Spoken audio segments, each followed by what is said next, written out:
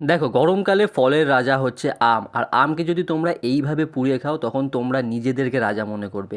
তেমন কিছুই না, তোমাদেরকে কিন্তু সবার আগে যেই জায়গাটায় পোড়াবে সেই জায়গাটা পরিষ্কার করে নিতে হবে। আর সাথে লাগবে কিন্তু দুখানা ইট, আর যেটার মধ্যে পোড়াবে সেই জিনিসটা। এবার কিন্তু আমি ইটটা নিয়ে এরকম একটা উনুন তৈরি করে নিলাম। এবার কিন্তু তোমাদেরকে দুখানা আম, মানে আমি দুখানা আম এর মধ্যে রেখে দিয়েছি। এবার পাতা ফাতা কঞ্চি ফঞ্চি সব দিয়ে একদম কাঠের জালে পোড়ালাম। আর এখানে পোড়াতে পোড়াতে আমার দম পুরো বেরিয়ে গেছে।